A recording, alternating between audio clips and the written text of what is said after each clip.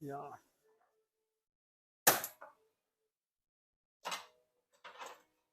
Hey everyone, Sarah Nova, and this week we are talking about a Harley Davidson. Now, if you follow this channel, you'll know that last week we had a video where I said some perhaps less than flattering things about Harley Davidsons. Not that I have anything against them, but we figured maybe we should showcase one that's actually kind of beautiful. And just if you didn't see last week's video, I'm not an anti-Harley person, just for the record. But I am I'm against the hype of a Harley Davidson and often the price of a Harley Davidson. And I was defending the Japanese cruisers last time around. But here is a bike that comes from an era before the Japanese cruiser existed. This is a 1976 Harley Davidson FLH ElectraGlide, and the Electra stands for electric start because in 1976 having electric start was still kind of novel. And it was one of the things that the Japanese came out and put on all their bikes from the 60s going forwards that really set them apart from Harley, BSA, Triumph, the standard bearers of the big bikes that came before them. And they started to catch up. The Brits never really quite did it until much later. But Harley did it in the 70s and stuck with it. And Harley electric starts are pretty good. The Brits put electric starts on 1975, had electric start Norton. It didn't even work even in 75. And Triumph did one in the early 80s, I think 81, 82, right at the end. And it worked, but it was incredibly fragile and didn't seem to make any. It seems at that point in time, the Japanese had been at the electric starts for so long, it seems crazy that they would do that. But anyway, we're not talking about Triumphs. We're talking about Harley. This bike is 1200cc. It's big. It's heavy, kind of underpowered. But in a lot of ways, this bike is perfect. It's enough. It's enough of a machine. It's big enough to sit on the highway, especially in the 70s. You could cruise all day in one of these things. Nowadays, it clearly shows its age. It's hard to keep up with even modern Harleys on one of these. But for a relatively low-speed cruiser, they're still a ton of fun. Plenty of torque, and it'll just lope along lazily. It's a 4-speed gearbox. It's really not trying to do a whole bunch. But it does what it does, which is cruise comfortably for long periods of time. And even in its time in the 70s, this is pretty good. This was the AMF era of Harley Davidson, from the late 60s until the early 80s was AMF. Some of them had bad build quality. There was a lot of issues with them.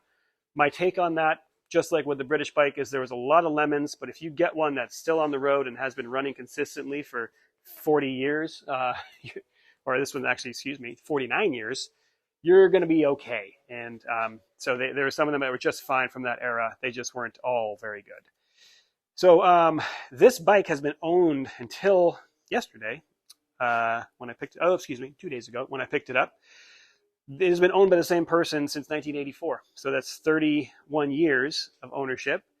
And he bought it he thought it was the second owner. So it's changed hands a few times, but didn't get a ton of abuse or use or anything. He told me some stories when he picked it up. I love that. I love hearing how somebody's lived with the bike for a long time.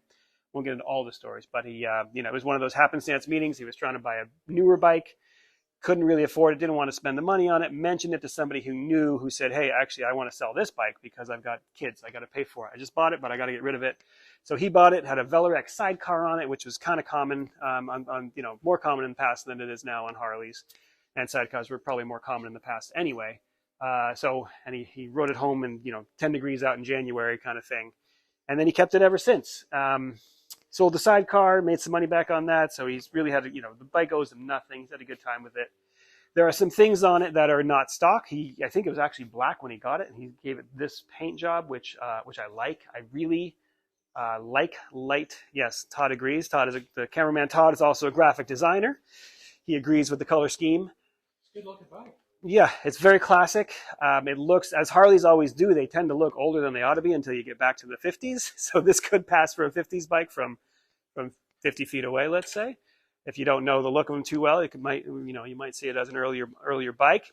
But I really like when Harleys have light on them. We had another customer who did a shovel. It wasn't an FLH, it was an FX. But I did the motor for him and put it in the chassis and then gave it back to him. And I saw it 6 months later, all painted, and it was like a cream color. and boy, did that look good. It just made it feel light and more agile than these things kind of do. Sometimes Harleys, they're so big and just lumpy that they tend to feel like two-wheeled cars. So anything that lightens up the look of it, I really like. And it's cool. So I like his paint scheme. Otherwise, he's done, these pipes are not the original pipes, but he handed them to me along with some other stuff. The seat is not the original seat, but he handed me the original very large 2-up white seat that came with it. And there's a, oops, I started taking off. He put a toolbox on here that came from another model, I forget which, did not belong on this bike, but went there.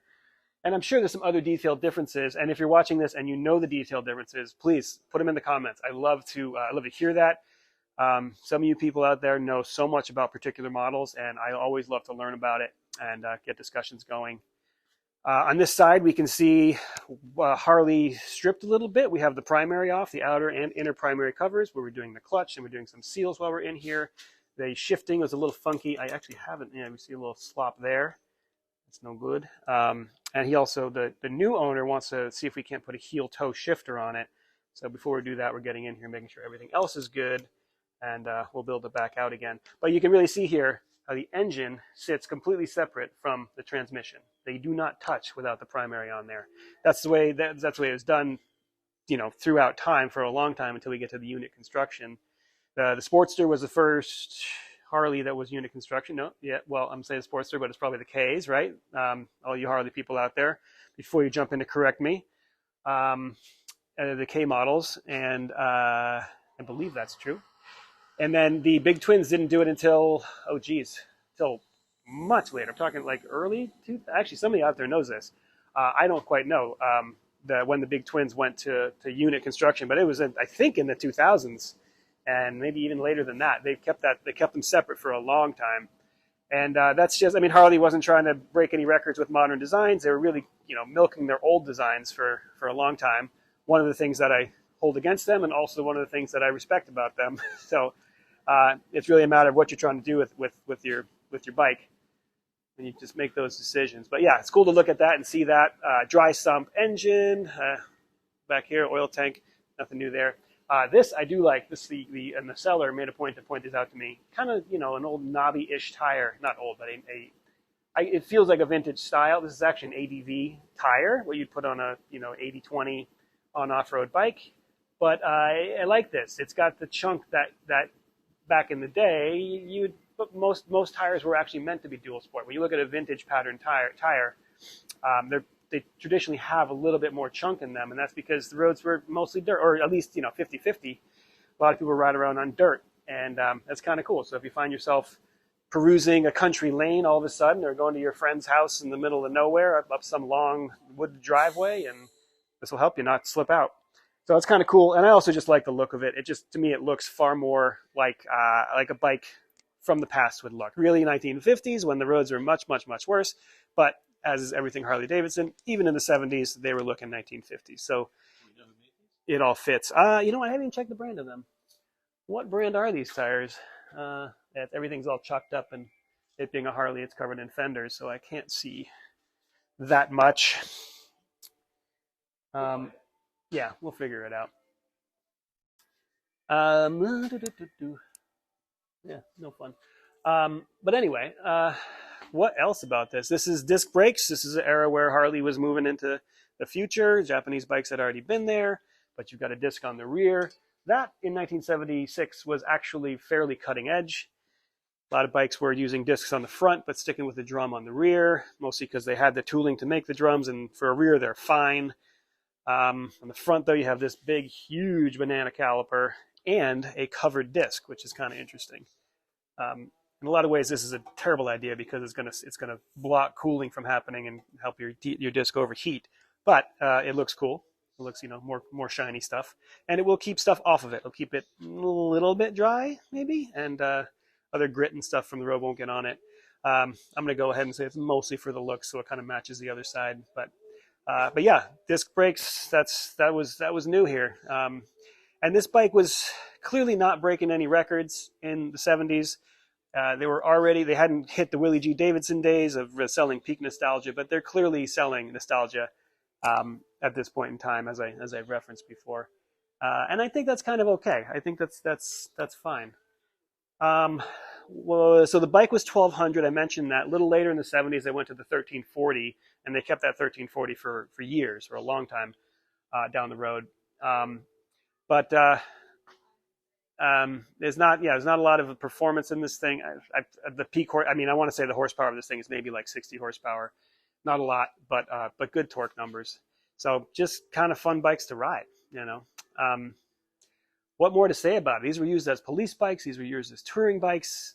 They're just kind of cool. It's classic shovel head, um, and they're just kind of cool. For those who don't know, it's called a shovel head because of this, because the heads look like the back of a shovel, basically a spade that's riveted onto to the handle, and that's simple. Harley's very simple with their naming of things. These air filters called ham cans because they look like ham cans. Very much a Harley Davidson kind of thing. Very Americana kind of stuff. So yeah, of all the Harley Davidsons in the world, I wouldn't want to own this, but I would want to own a shovel. I would want to own a shovel head. I think they're cool, and we actually have plans to do a shovel head build at some point because it's a big honking motor and it's a ton of iron. And it sounds, to me, it sounds the most like a Harley Davidson should sound. I know that's like an oil debate among Harley people is which Harley motor sounds the best, but I would say this is the one that sounds to me most like a Harley. And that's probably just because this was the engine that was in the TV shows that I was watching as a kid. You'd hear, you know, all the bikes in the background, they'd be 70s shovel heads because that's what was there.